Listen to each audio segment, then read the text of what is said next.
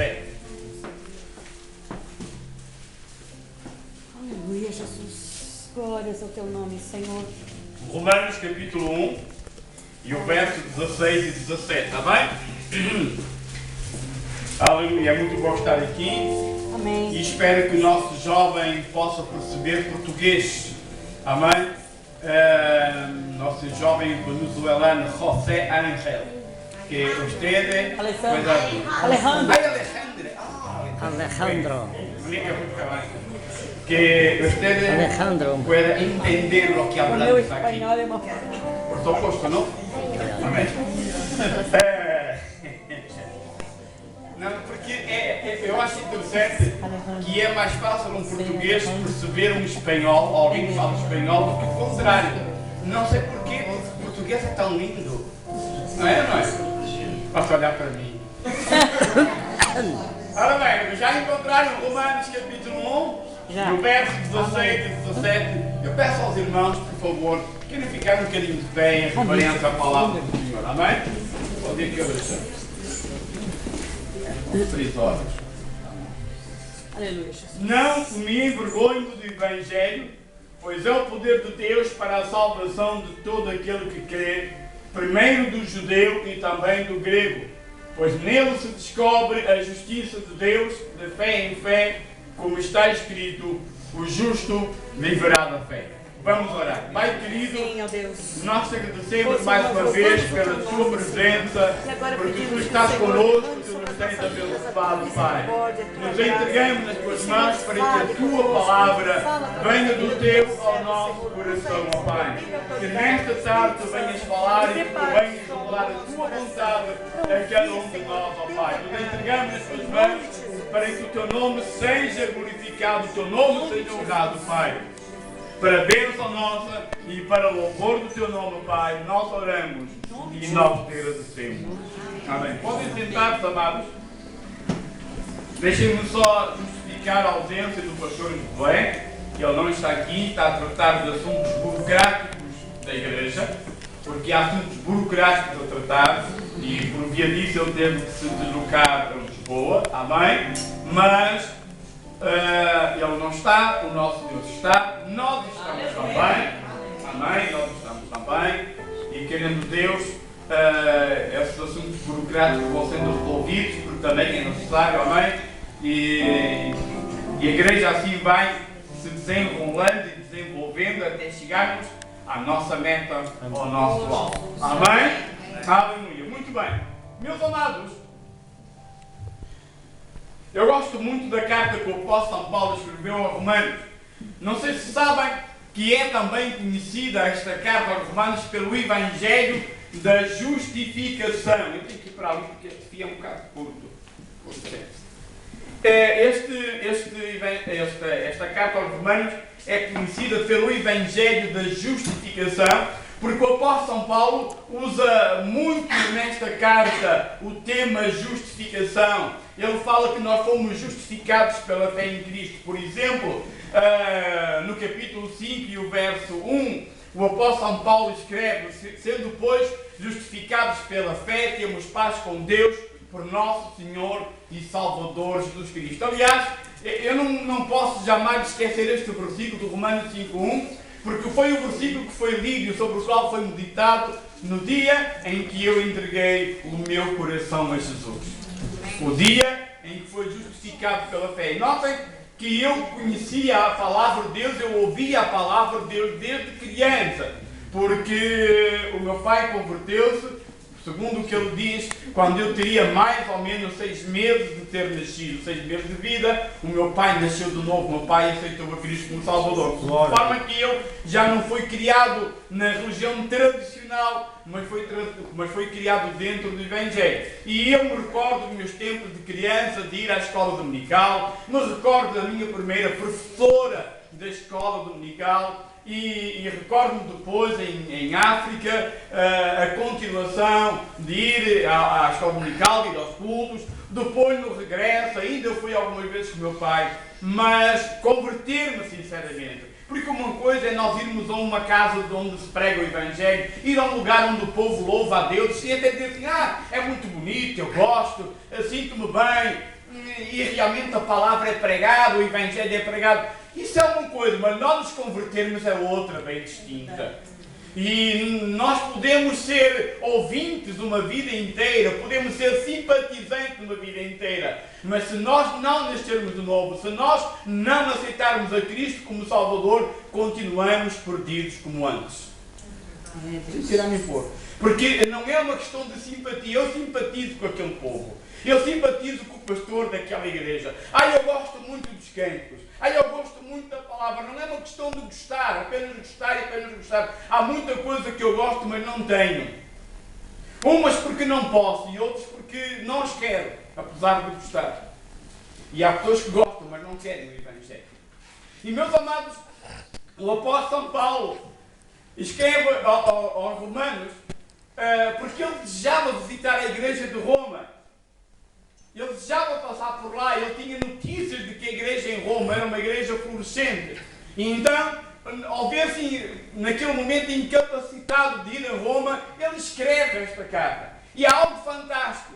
Quando a igreja em Roma, ela tem certas particularidades. Ela está no seio, implantada na capital do Império Romano. Uma cidade super idólatra. Naquela época já era uma cidade super povoada, já tinha cerca de 1 milhão de habitantes. Notem isto há quase 2000 anos atrás, vamos arredondar para 1940 anos atrás, mais ou menos.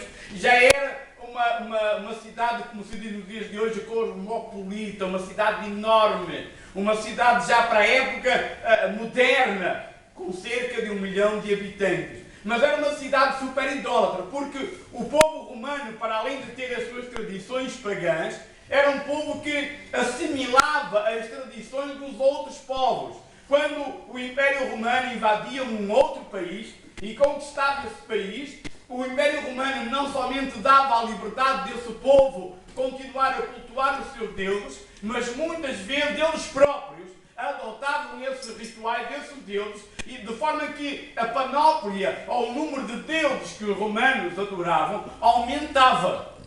De forma que apresentar em Roma uma, vamos chamar, religião ou uma mensagem diferente daquilo que o povo estava habituado era realmente estranho. Mas o mais estranho é que os romanos, quando se cruzavam entre si e se saudavam, eles usavam a expressão que eles diziam Ave César, ou diziam César Curios, ou seja, César é Senhor. Mas quando os romanos se encontravam ou cruzavam com um cristão, o cristão respondia, quando o romano dizia César Curios, eles diziam Jesus Curios, isto é, Jesus é Senhor. E isto era estranho, e isto trouxe dificuldades para a igreja em Roma. Não foi por acaso que alguns imperadores romanos perseguiram a igreja. Não foi por acaso que Nero, um homem, um tirano, chegou a usar cristãos como tochas em algumas praças e cidades de Roma. Então, meus amados, seria fácil, de certa forma, seria conveniente, seria até se calhar para algumas cabeças aconselhável que a igreja de Roma não desse grande alarido ao facto de amarem a Jesus. Isto é, que de certa forma camuflassem a sua fé, que abafassem a sua fé, que se envergonhassem do nome de Jesus.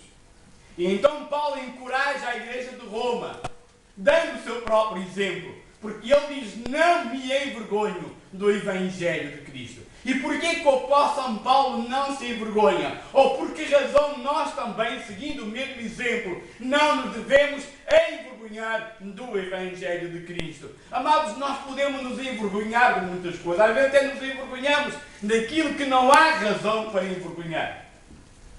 Mas há uma coisa que nunca nos devemos envergonhar. É do Evangelho de Cristo. Porque o Evangelho de Cristo não é uma mensagem, qualquer. Não é apenas uma mensagem diferente daquelas que as pessoas estavam habituadas a ouvir. Não era apenas mais uma ideia moderna, uma ideia avançada. Ou até para muitos mais seria uma ideia ou uma mensagem abstrata, confusa, porque ela fala de alguém que foi crucificado, e ser crucificado era sinal de maldição. E o Evangelho apresenta o crucificado como sendo o Salvador, como sendo o Messias. E isto, meus amados, para algumas cabeças daquela época, e se calhar para algumas de hoje, isto é confuso. Como é que o Messias pode ser tratado como um amaldiçoado? Pode ir à cruz do Calvário, dar a sua vida, ser contado como um malfeitor, como um salteador, como um criminoso? Como é que alguém pode ter fé numa pessoa que foi tratada como um criminoso? Porque Jesus foi, conforme a profecia de Isaías capítulo 73, Jesus Cristo foi contado com os transgressores. E nós sabemos no relato dos 4 evangelhos que quando Jesus foi crucificado ele tinha 2 salteadores, um do seu lado direito e outro do seu lado esquerdo. Ele foi contado como tal, ele foi escarnecido, ele foi zombado. E mais ainda, nem tampouco teve uma palavra, um gesto para se defender, para tentar justificar a sua inocência. Ele sabia que era inocente. Mas conforme a profecia do profeta Isaías, o que o Senhor nosso Deus descarregou sobre ele, as nossas iniquidades. E por isso, como a ovelha muda, que vai para o matador, ele não abriu a sua boca. Amados, na época não havia pregos, como o de hoje. Os pregos na altura eram cravos, eram meio toscos, muitas vezes ferrugentos. E meus amados, imaginamos, se é que somos capazes de imaginar, aqueles cravos enormes vazarem as mãos de Jesus para o sustentar naquela cruz que depois foi levantada, porque os criminosos ou os crucificados eram crucificados primeiramente deitados sobre o madeiro e depois de estar crucificados é que se levantavam na cruz. Muitos, ao verem aquele panorama, diziam, maneavam a cabeça e diziam, bem, ele diz que é Deus. Ele diz que é o Messias. Então se ele é, que desça da cruz para que nós creiamos. E desafiaram-nos, se tu és o Cristo, desce da cruz. E a pergunta é esta, Jesus não poderia descer da cruz? Será que Jesus não tinha poder para descer da cruz? É certamente que ele tinha poder. Quando, por exemplo, Jesus foi preso, e foi traído e preso, e Pedro pegou na espada e cortou a orelha do servo de Malco, Jesus disse a Pedro, Pedro, se eu quisesse, eu pedi ao Pai uma legião de anjos iam me proteger. Jesus tinha poder para descer da cruz. Não foram os escravos que prenderam Jesus naquela cruz. Além dos escravos, era costume também amarrar cordas para que o cravo não rasgasse a carne e eles caíssem. Também não foram as cordas que prenderam Jesus na cruz. E alguém perguntará, bem, se não foram os escravos, se não foram as cordas, então o que é que sustentou, o que é que aguentou Jesus na cruz? Foi o amor. Eu posso te dizer, foi o seu amor por ti e por mim. Amém. Aleluia. Porque foi por amor que ele Glória foi a Deus. crucificado. Foi por nos amar que ele foi crucificado. E o que é interessante é que o Evangelho que nós pregamos, o Evangelho que nós queremos, o Evangelho que transformou a nossa vida, é exatamente este Evangelho que relata a morte e a ressurreição do nosso Salvador. O apóstolo São Paulo, como nós sabemos, era um homem zeloso da lei. Era um homem super judeu. Ele amava a tradição judaica. E quando ele soube que havia alguém anunciando uma nova religião, uma nova doutrina, em nome de um nazareno chamado Jesus, ele se revoltou e foi pedir cartas aos sumos sacerdotes para perseguir a igreja. E a palavra de Deus nos fala lá em Atos dos Apóstolos que Saulo perseguia a igreja, prendia discípulos de Jesus, lançava na prisão. E ele sentia feliz com isso. É que o capítulo 9 nos fala do seu encontro com Jesus quando ele seguia para Damasco para prender cristãos. E aquele encontro com o Cristo ressuscitado transformou totalmente a vida de Paulo. E aquele judeu zeloso da lei e das tradições transformou-se no maior dos missionários que nós temos conhecimento. Este homem tornou-se zeloso do Evangelho. ao ponto de ele estar disposto a dar a sua vida por amor de Cristo. E ele antes estava disposto a morrer pelo judaísmo, mas agora ele estava disposto a morrer por Cristo. Ele consagrou toda a sua vida, conforme o hino que foi cantado aqui pela nossa irmã Odete, ele verdadeiramente fez uma aliança com Cristo para a vida inteira. Então ele era fiel a essa aliança. Então ele dizia: eu não me envergonho do Evangelho de Cristo. Porquê? Porque ele encontrou no Evangelho de Cristo a resposta que o judaísmo não tinha para ele. Ele encontrou a certeza, a salvação, a convicção que o judaísmo não lhe dava. E ele encontrou o que precisava no Evangelho de Cristo e não no judaísmo. E hoje há muita gente procurando solução para a sua vida na religião tradicional, naquilo que desde a sua meninice aprenderam. E muitas pessoas dizem: bom, mas foi isto que eu aprendi, foi assim que eu cresci e é assim que eu vou morrer. Mas ainda assim confessam que não têm paz, que não sentem segurança, vivem com medo, têm medo da morte, têm medo da eternidade, têm medo do futuro, têm medo do escuro, têm medo da superação, têm medo de maldição, têm medo, sei lá, de tantas e tantas coisas. Porque a religião tradicional não nos dá segurança. Mas a palavra de Deus nos diz que aquele que habita no esconderijo do Altíssimo, Aleluia, à sombra do Onipotente descansa. glória a Deus. Glória a Deus. Amém? Este é o Evangelho. Amém? E meus amados, voltando atrás à igreja de Roma, a igreja de Roma realmente podemos estava no ninho das cobras, no ninho da idolatria. Mas Paulo exortava aquela igreja a ser uma igreja fiel, a não se envergonhar do Evangelho, porque diz: porque nele se descobre a justiça de Deus. Deus é um Deus justo. Amados, Deus ama os pecadores, mesmo antes deles se converterem. Porque se Deus não amasse os pecadores antes de se converterem, então não haveria plano de salvação, ninguém se converteria. Eu tenho a certeza que antes que eu amasse a Deus e me convertesse a Deus, Ele já me amava. E eu sei que Ele não me amava o pecado que eu praticava, isso é coisa diferente. Deus ama o pecador, mas Deus aborrece o pecado. Amém, glória a Deus. Amém? E mais ainda, Ele quer que todos se convertam. O apóstolo São Paulo, no capítulo 5, ele diz: nisto se prova o amor de Deus, que antes que nós o amássemos a Ele, Ele nos amou a nós primeiro. Ele nos amou a nós primeiro. Então, meus amados, haverá alguém que nos tenha amado ou que nos ame da mesma maneira que o nosso Deus nos ama? Não. E Ele ama de tal maneira que, ao ver a nossa situação de pecadores perdidos e que pelos seus próprios meios não se podem salvar, mas eu sou uma boa pessoa, eu não faço mal. Ainda esta semana, na segunda-feira, aliás, esta semana não, a semana passada, porque hoje, domingo, é uma nova semana. É o primeiro dia da semana. Na segunda-feira passada, eu estava a partilhar a palavra com alguém e falava com alguém. E a ideia que as pessoas têm, e a não censura, é que eu sou uma boa pessoa e eu esforço-me por fazer o bem. Ainda bem que nos esforçamos por fazer bem, por sermos boas pessoas. Mas o que é interessante é que o conceito que nós temos de ser uma boa pessoa não coincide com o conceito de Deus. Quando um jovem príncipe vai ter com Jesus e disse: bom mestre, que farei para herdar a vida eterna? A resposta de Jesus é esta, primeiramente: porque me chamas bom?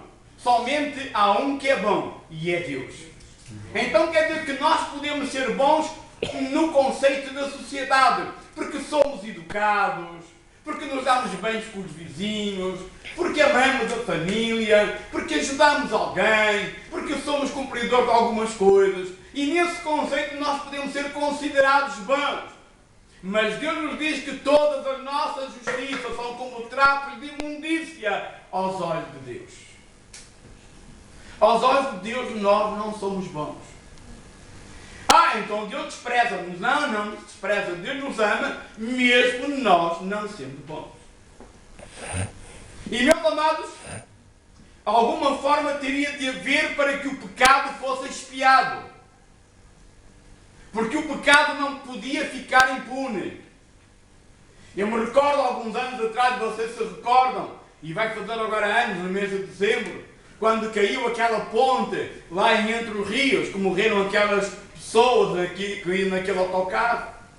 Eu recordo-me que na altura o ministro da Administração Interna se demitiu e ele não era diretamente culpado, mas ele dizia: a culpa não pode morrer solteira. E o problema é que quando acontece alguma desgraça porque alguém não cumpriu com aquilo que deveria cumprir e tira o rabo, foge com o rabo da seringa, não quer assumir responsabilidade. Infelizmente nós vivemos num país onde há tantas coisas onde ninguém tem culpa e a culpa morre solteira. Mas com Deus a culpa não morre solteira. O pecado teria que ter o justo castigo. Então Deus arquiteta um plano. Ele não vai matar toda a gente, Ele não vai arrasar a sua criação, Ele não vai simplesmente exterminar o género humano que foi criado à sua imagem conforme a sua semelhança. Então Deus arquiteta um plano.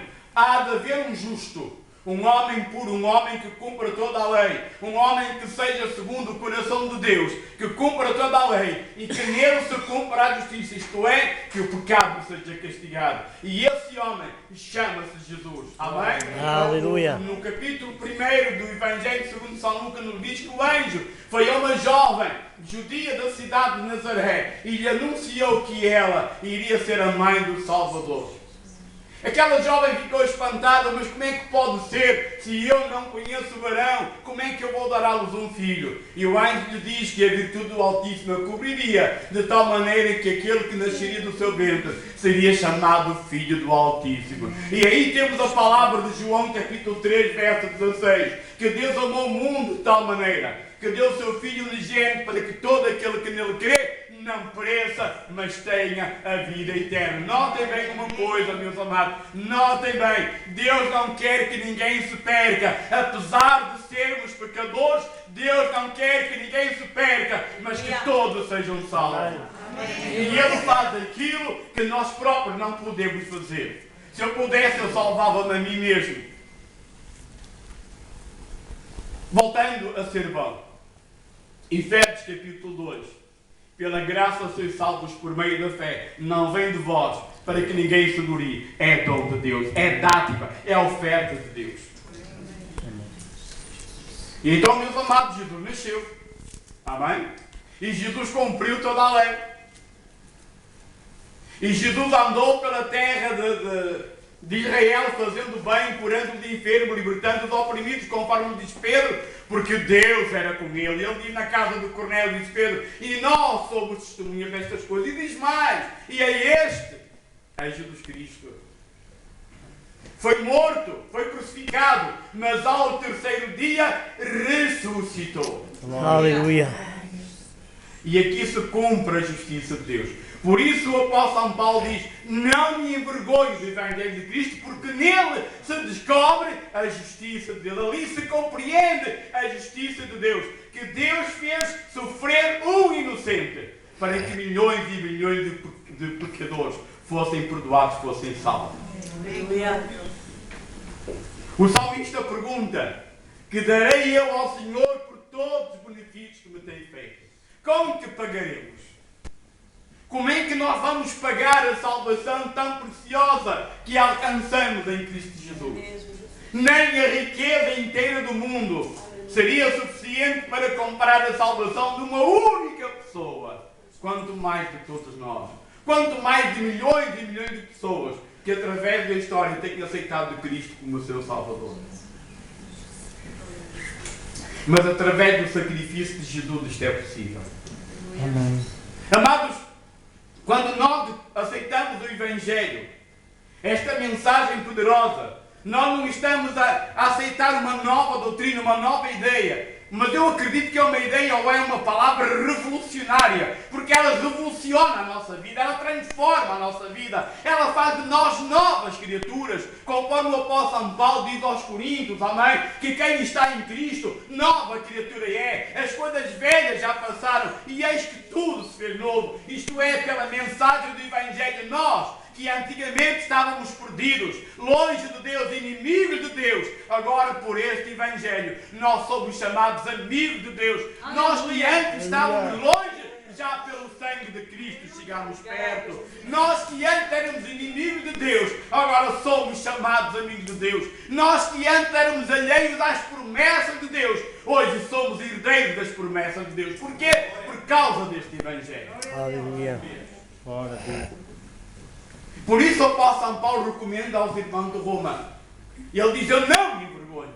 É como está a dizer ele: não se envergonha do Evangelho de Cristo. Amados, nós vivemos tempos difíceis. Amados, assombra-me. Os Estados Unidos são uma nação que nasceram, podemos dizer assim, à sombra do Evangelho.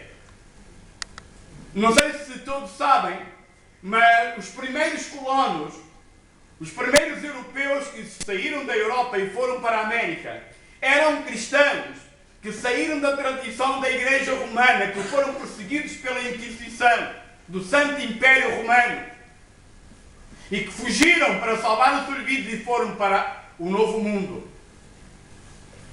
E ali formaram uma nova nação baseada na palavra de Deus, no Evangelho. Podíamos dizer que os Estados Unidos, na sua origem, era uma nação evangélica. E espanta-me que hoje nos Estados Unidos muitos pastores estão a ser perseguidos por defenderem a verdade do Evangelho. Por exemplo, em alguns estados dos Estados Unidos, um pastor, se recusar a fazer um casamento homossexual, vai preso. Já houve pastores que renunciaram no seu pastorado para não serem obrigados pelas autoridades locais a casarem homossexuais. Ou isto é, parece que aquela nação se está a envergonhar do Evangelho de Cristo. Mas eu dou graças a Deus daqueles homens lá na América, daqueles homens e mulheres que, apesar de tudo, não respeitam as autoridades por uma questão de fé e não se envergonham do Evangelho de Cristo. Não se vendem, não trocam a verdade do Evangelho pelas filosofias humanas vãs.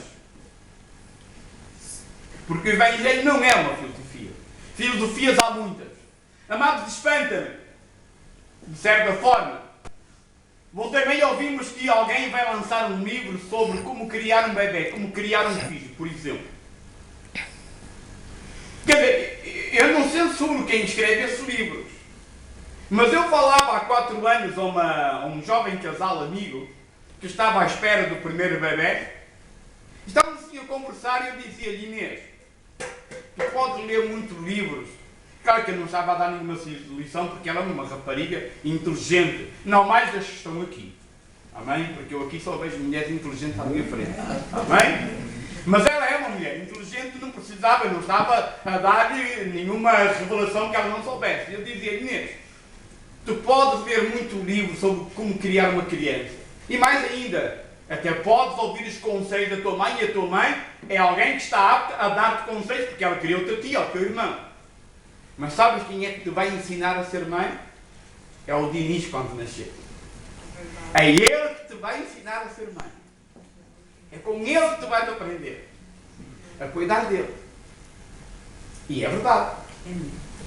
É verdade, irmãos. Nós podemos ouvir muitas opiniões, porque é assim, porque é assado. Mas quando nós nos tornamos pais, porque ser pai também é uma bênção, não é?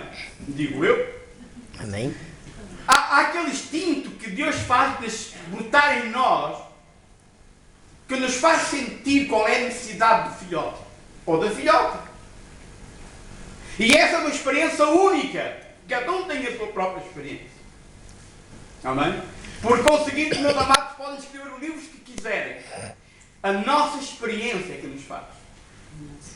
E isto que eu estou a dizer em relação a crianças, a bebés, também se aplica quando alguém escreve um livro sobre como ter uma sociedade melhor, uma família melhor, um país melhor.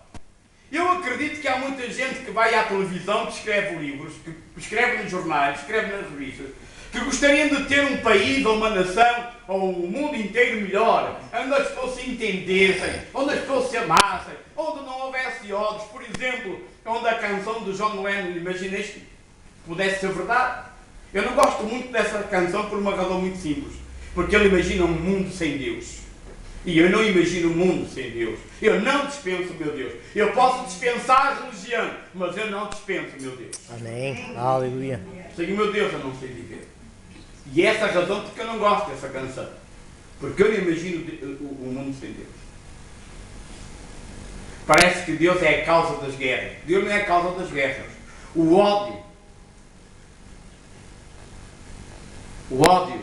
e a intolerância, o radicalismo religioso é que é a causa das guerras. Aliás, Jesus avisou que muitos fariam guerra em seu próprio nome. Mas, meus amados, dizia eu, que essas pessoas querem um mundo melhor. E às vezes há debate na televisão em que alguns pseudo-entendidos querem apresentar teorias, teses, de que fazendo isto, de que fazendo aquilo, o mundo pode ser melhor. E isso me traz a lembrança que há alguns anos atrás, num canal de televisão americano, em que um filósofo ateu debatia com um pastor evangélico sobre qual a necessidade do mundo, o que é que poderia transformar o mundo, o que é que poderia transformar a sociedade. E aquele filósofo ateu apresentava uma série de teorias. Se o homem fizer isto, se o homem fizer aquilo, se o homem fizer aquilo outro, a sociedade vai mudar, o mundo vai ser melhor, e por aí adiante. E ele desprezava e zombava do Evangelho. Ele desprezava, ele fazia chacota daquele pastor. Porque ele achava que quando o pastor dizia que o Evangelho era a única mensagem capaz de mudar e transformar corações, ele ria-se. O Evangelho era uma coisa ultrapassada. Era uma coisa para um conto infantil, um conto para crianças. Era algo que alguém inventou, que alguém escreveu, mas que não era eficaz. E mais ainda, é que acreditar no Evangelho é símbolo de estupidez, é símbolo de ignorância.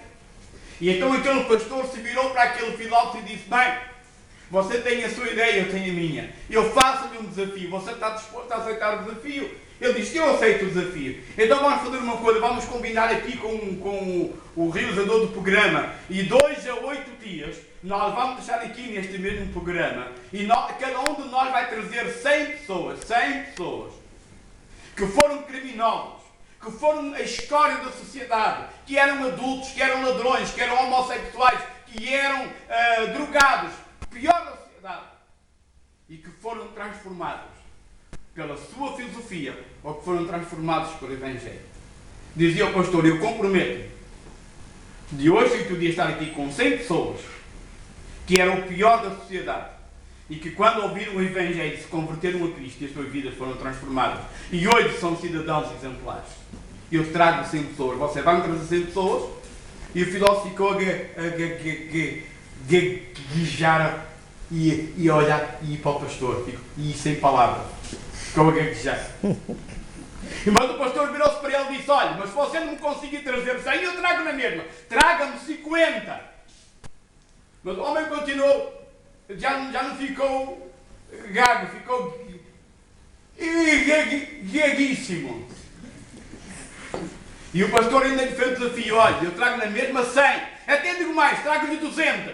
E você traga-me 10. Traga 10 pessoas que a filosofia, aquilo que você escreve no seu livro, se transformou. Traga-me um homem que fosse um marido que espancasse a mulher, que maltratasse a mulher, que fosse adulto, que maltratasse os filhos, que se embebedasse e que ao ler o seu livro mudou de vida. Traga-me um. Eu trago-lhe 200. Aquele homem não ficou mais gago, ficou mudo e calado. Porque ele não tinha uma única pessoa que ao ler o seu livro, ao ler as suas teorias, tivesse mudado de vida. Mas aquele pastor tinha a coragem de apresentar 100 ou 200 pessoas que foram transformadas pelo Evangelho de Cristo. Amém, aleluia. Então, meus amados, eu não me envergonho do Evangelho de Cristo. Porque ele é poder de Deus. Não é palavra de homem. Não é filosofia de homem. É poder de Deus. O Evangelho é poder de Deus revelado na pessoa de Jesus Cristo, capaz de fazer do pecador perdido um homem e uma mulher salvo, aleluia, com esperança na eternidade. Aleluia. O Evangelho tem o poder de transformar pessoas, de transformar corações. Há pouco eu citava as palavras de Paulo aos Coríntios: quem está em Cristo, nova criatura é. Amados, eu não sou bom, eu nunca fui bom. Mas eu sei que no dia em que aceitei Cristo, eu mudei. Oh, glória a Deus. Deus mudou a minha vida. Eu tinha medo de morrer. Eu tinha medo de morrer. Quando, sei lá, em grupo, em conversa, se falava das mais diversas coisas, eu ria-me. Mas quando se falava da morte, eu ficava mudo e calado. Eu tinha medo de morrer. Acreditem, eu tinha medo de morrer. A morte assustava-me. E ir para debaixo de 7 palmos de terra assustava-me. Eu ficava calado. Eu hoje não tenho medo de morrer. A morte continua a existir. Então o que é que mudou? O que mudou é que hoje eu tenho aquilo que não tinha. Paz e segurança. Amém. Aleluia. Não foi nenhum pastor que me deu. Não foi nenhuma denominação que me deu. Porque nenhum pastor é dono da verdade. Nenhuma denominação é dona da verdade. Mas a razão da mudança da minha vida foi a minha fé em Jesus Cristo. Ele mudou a minha vida. Eu fiz uma aliança com Ele. Glória a Deus. Não fiz uma aliança com uma doutrina. Não fiz uma aliança com homens. Não fiz uma aliança com denominações. Eu fiz uma aliança com Cristo. E isso mudou a minha vida. Amados, nós não sabemos o que nos espera o futuro. Há coisas de hoje que são consideradas normais, que há alguns anos atrás eram consideradas absurdas. As pessoas se envergonhavam delas. Mas hoje é normal. O pecado hoje é normal. E eu acredito, meus amados, que os cristãos vão ser apertados. A nossa fé vai ser colocada à prova. E nós vamos ter momentos em que ou nos envergonhamos do Evangelho, ou nos envergonhamos de dizer que somos cristãos, ou vamos com toda a coragem, mesmo correndo o risco de vida, e dizer: eu não me envergonho do Evangelho de Cristo, porque é o poder de Deus para a salvação de todos aqueles que creem. Aleluia. Onde é que nós temos uma palavra, uma mensagem que traga a verdadeira paz? Em mais lado nenhum. Mas este Jesus que o Evangelho fala diz: deixe-vos a minha paz vos dou. Não a dou como o mundo dá. Não se turbe o vosso coração, nem se atemorize. Amém. Paz. E vindo ele, diz Paulo aos Efésios, evangelizou a paz. A paz. E eu volto ao Salmo número 91. Aquele que habita no esconderijo do Altíssimo, à sombra do Onipotente descansará. Ou podíamos ir ao Salmo número 4, ao verso 8: em paz me deitarei e dormirei, porque só tu, Senhor, me fazes habitar em segurança. Aleluia. Glória a Deus.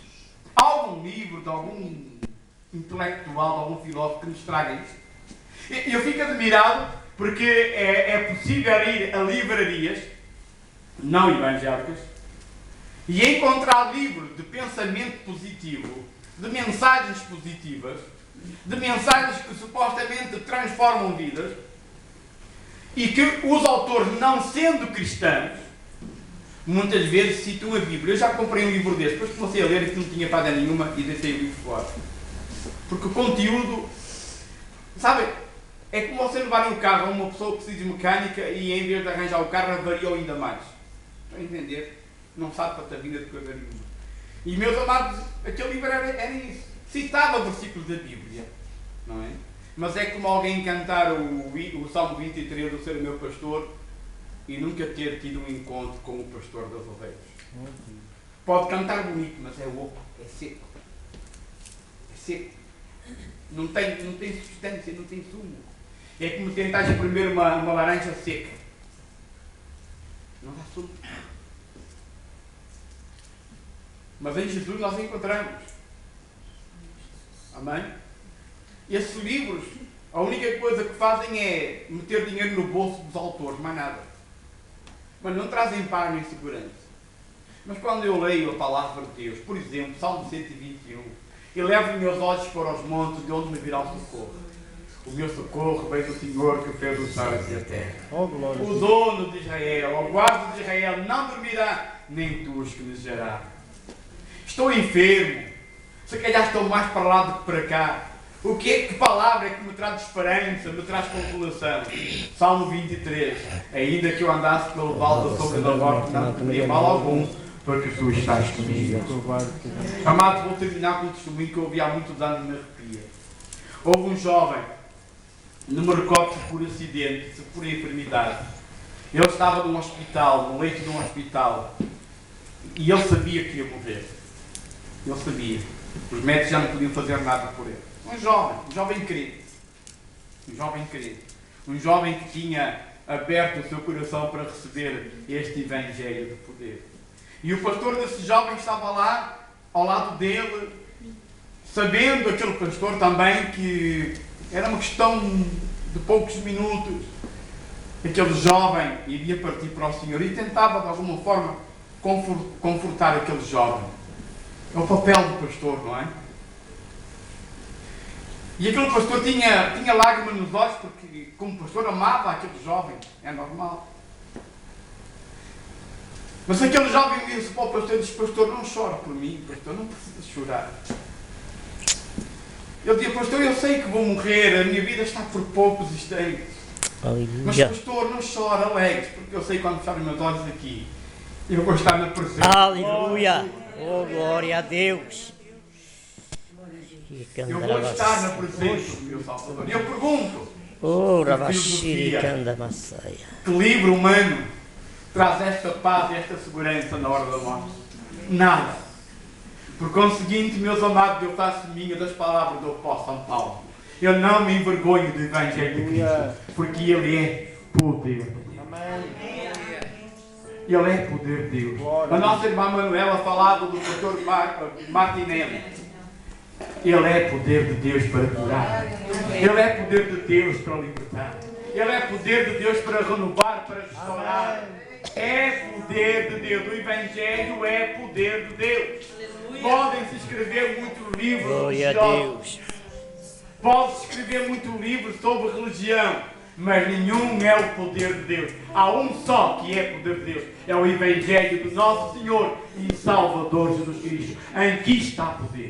Aleluia! E eu faço esta pergunta: queres poder para a tua vida? Amém. Queres poder para a tua vida? Amém. Queres poder? Então abre o teu coração para o Evangelho. Recebe este Evangelho. Não duvides deste Evangelho. Crê neste Evangelho. Vive este Evangelho. Pratique este Evangelho. Porque ele é poder de Deus para a salvação de todo. Vamos ficar de pé. Vamos curvar as nossas cabeças e vamos orar. Pai, nós louvamos, nós bendizemos o teu nome, porque não há nada melhor do que estar contigo, que estar na tua presença, louvar o teu nome, exaltar o teu nome, com o coração agradecido por tudo quanto tens feito por nós. Pai querido, nós te louvamos, nós te bendizemos, porque um dia tu nos deste o privilégio, a oportunidade de ouvir este Evangelho, esta mensagem poderosa, esta mensagem que trouxe transformação à nossa vida, esta mensagem que trouxe um rumo à nossa vida, esta mensagem, ó Deus, que fez o perdido ser achado, que fez o condenado ser salvo, Pai. Este Evangelho que restaurou, que transformou a nossa vida. Este Evangelho que fez de nós novas criaturas, Pai. Louvado seja o teu santo e bendito nome. Deus eterno, Deus bendito. Que nenhum de nós se envergonhe do teu Evangelho. Amém. Que nenhum de nós, Pai, tenha vergonha de confessar o teu Evangelho. Que possamos seguir o exemplo deste homem chamado Paulo, que deu a sua vida, que passou por tantas e tantas vicissitudes, mas que nunca negou o teu nome, porque ele sabia em quem tinha crido. E sabia que este Deus, que este Salvador era poderoso para guardar o seu tesouro, o seu depósito. Deus eterno, Deus bendito, dá-nos forças para enfrentar os dias de hoje, dias tão difíceis, Pai. Dias em que somos apertados por todos os lados, em que o pecado para a sociedade é normal, E onde ser crente parece ser uma aberração. Mas que apesar das vozes que se levantam no mundo, Pai, nós possamos permanecer firmes, sabendo em quem temos querido, Pai. Louvado seja o Teu nome. Obrigado, ó Deus, porque a Tua palavra é poder. E este poder transformou a nossa vida. Este poder trouxe libertação. Este poder trouxe cura. Este poder trouxe renovação, Pai. Louvado seja o Teu nome. Recebe o nosso louvor, recebe a nossa gratidão, Pai. Em nome de Jesus. Aleluia.